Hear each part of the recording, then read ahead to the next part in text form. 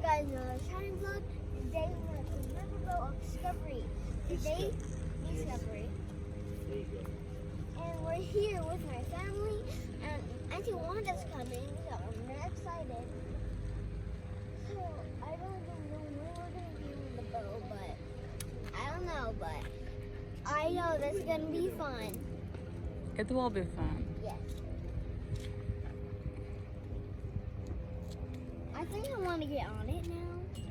Not yet. It's not till 2 o'clock. Not We gotta check in at 1 o'clock.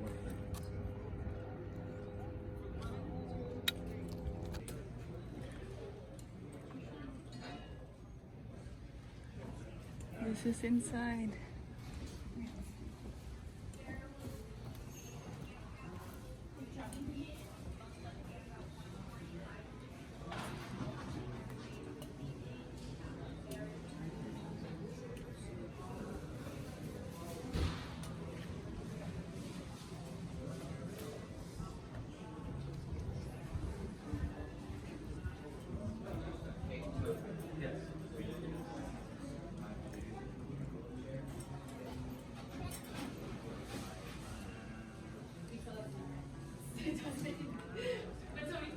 Hi.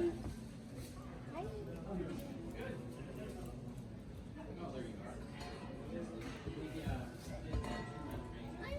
No. Huh? I think I just saw Which one? You wanna go around a little bit?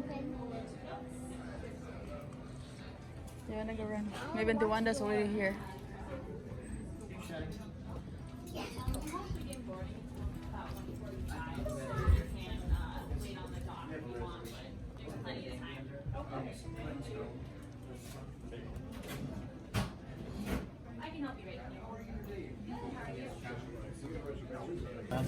Not writing vlog. Writing it all down, yeah.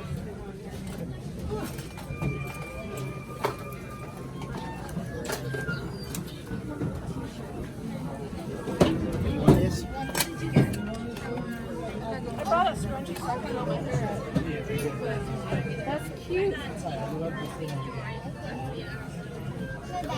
unicorns because it's a horse with ice cream on its head. These remarkable shallow draft vessels, as they're called, how they opened up Alaska in the early days before airplanes and railroads. Not a me either. But first we need to talk about aviation for a couple of reasons. Number one, there's a friend of ours in a float plane out there that we're going to meet pretty soon.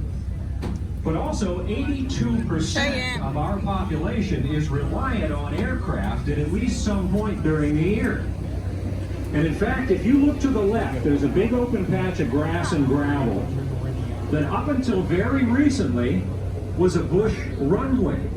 It was an airstrip called Fouts Field. Till old man Fouts started selling it off and people are building houses here now. So let's chat about today's flight. Discovery 3 calling 24 Alpha. Steve, what a day to fly, my goodness. A little warm, but hardly any clouds. How is the air up there? Oh, real nice afternoon. Everybody's out enjoying the nice weather. We want to live someplace like Fairbanks, Alaska, despite what you might have heard about our weather. But you can't talk about Fairbanks history without mentioning gold, because that's how we got our start. And over to the right here, this building shooting water out into the Chena is the Chena Pump House, which used to provide a valuable service to a mine in the next valley, up over these hills you see to our right. Behind there was the Esther Cripple Creek hydraulic placer mine, and this pump house could feed them 6,000 gallons of water a minute, taken from the Chena and fed back to the gold field. The pump house doesn't pump water anymore, it pumps very much beer, but it's on the National Register of Historic Places, and all the water they took out of the Chena would return to it through this little cut in the bank. You see just downstream of what looks like is going to be a wedding. Cripple Creek, Alaska. love. And I know it's not real, Shyann. but that's the richest gold Shyann. stream in the history of the entire state right over there. $100 million worth of gold when it was only $18 to $24 an ounce. At today's price, that's about $7 billion worth. So now you tell me you don't want to grab a pan and give it a shot. Everybody's saying, pull over. Binkley family history. You can see on the monitor as well. That's discovery number 1. The original, built in 1955 by Captain Jim right out in his backyard. In fact, she used to be a little smaller, but when they wanted capacity up at 150 guests, Jim cut it in half and added 10 feet. So that's how you see her today. Still runs as good as she looks, too. Licensed for operation, although not really in regular rotation, just for very special occasions. And if you want to see what this trip looked like in the early days, check the monitor. We'll show you. Back when Jim and Mary would come out on the bridge, greet their guests, doing most of this work by themselves, I might point out, with Jim at the helm. And starting with your first base, let's meet Skylar up here on our subject. This young man is second in command to Captain Brian, a graduate of our very own University of Alaska Fairbanks Exam in this state, and born and raised right here at Fairbanks. Now a teacher at Hutchinson High School, teaching all the technology. Air Force One on their way This back is from where China. Ronald Reagan lived for 3 days. 2 days later, Pope John Paul II was coming through to refuel on the way out to Korea. Air Force One. So we got them together at our airport and got to host That's really the summit nice. at the top of the world. A library. This is nice cabin. We just hope you at least get a chance to take a look at it, though, because it really is a very significant story to us up here. Animal. And while it was the men's job to go out and hunt the animal, it then became the woman's job to prepare the hide. She would begin this process by scraping off all the fur and flesh using sharpened shin bones from a previous kill. This would then leave her with this very stiff piece of material called rawhide. Now rawhide was extremely useful with kinds of thin strips called babiche. And babiche can be used as lashings to the black and white designs toward the bottom are calfskin and river otter, but now Delanna's going to show us the sunshine ruff. The outer part of the ruff is timber wolf, and then closest to her face is Wolverine. Wolverine is always sewn closest to the face because it has a natural oil in its fur. Any leftover pieces of Wolverine would be sewn into these tassels, which is Wolverine tipped and timber wolf. The Wolverine was highly valuable to the Athabascans for many reasons.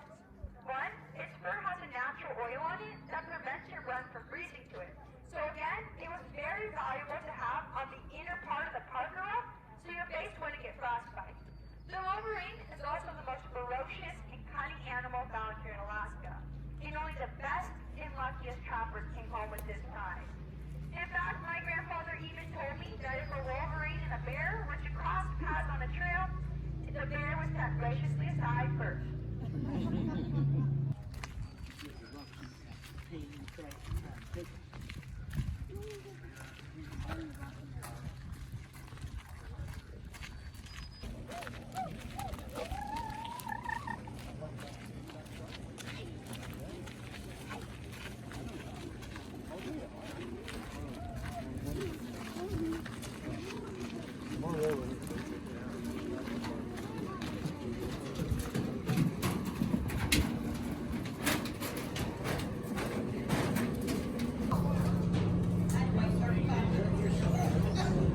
Shyann.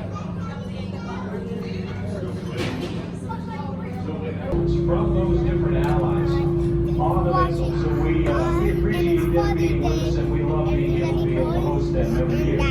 These are good folks, a lot of